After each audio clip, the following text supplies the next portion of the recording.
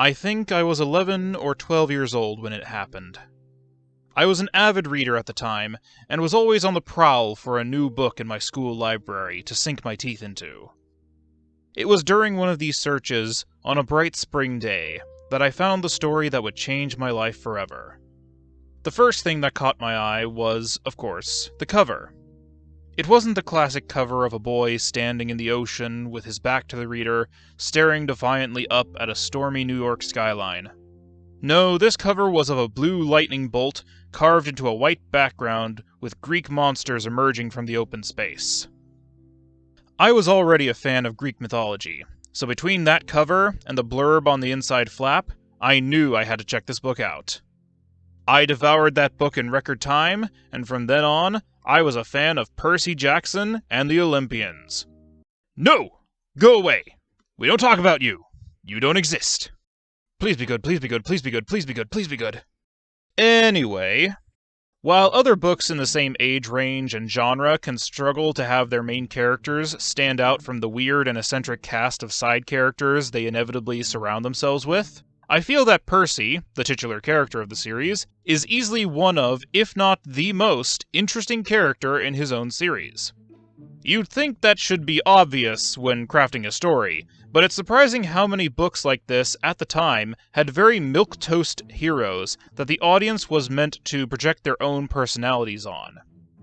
By contrast, Percy has a strong and defined personality that changed throughout the series, and has influenced my own path to becoming a writer.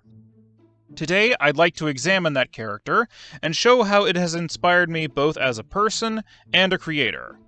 And while I could go on about this subject for hours, I'll be keeping this brief for the collab with TBSkyen. But if you want more videos like this, let me know by leaving a like, a comment, and subscribing. Consider this your spoiler warning, by the way. I'm going to be getting into his development throughout the series, and I'll try to speak in broad terms, but if you want to go into the books blind, you should do so now, and come back once you're finished. I can guarantee you're going to have a good time. With that out of the way, let's get into...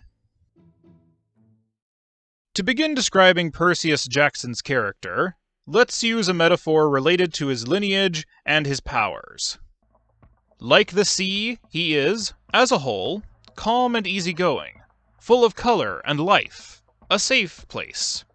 Yet also like the sea, there is a darkness in his depths, and a powerful fury should you threaten those he cares about.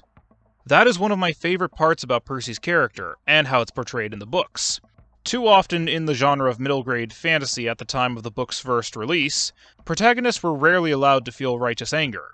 If they did, they were almost always immediately punished for it, and shown that revenge is not the way. Rick Riordan said, "Screw that, turn your abusive parents into stone." Yes, this is an actual thing that happened in the books. And this righteous fury against injustice isn't framed as inherently bad. Scary if taken too far, sure, but not wrong. Instead of anger, there is something much more dangerous that Percy has to struggle with. Like everyone, Percy has a darker side to him, and like all Greek heroes, he has a fatal flaw. That fatal flaw? Loyalty. At first glance, that might not seem like a flaw. After all, loyalty is why we humans love dogs so much. But Riordan knew his Greek mythology well, and he knew how a seemingly positive trait could easily become a person's downfall. Percy's loyalty to his loved ones is what propels the plot of almost every book in the first series, and while it leads to him saving many, many people, it also allows his foes to manipulate his actions. Yet Percy learns throughout the series not how to overcome his fatal flaw, but how to live with it. He doesn't become less loyal, but he learns when to be loyal. This, I feel, works wonderfully with the fact that Percy has ADHD and dyslexia. These are conditions that people in the real world struggle with on a daily basis, and are often told to just get over it, or try harder by those around them. But anyone who has these or similar issues knows that these aren't things you can just get over, or make go away by trying harder.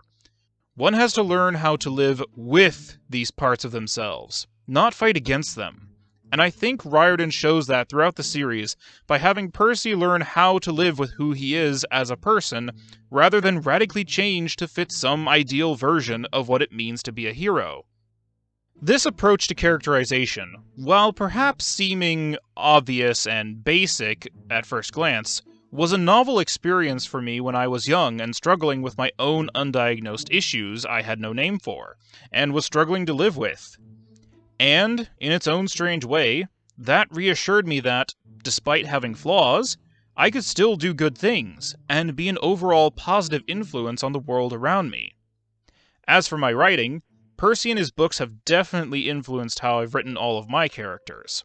It taught me to focus on making them full, three-dimensional people with personality traits that are neither fully positive nor fully negative, but can be either depending on context.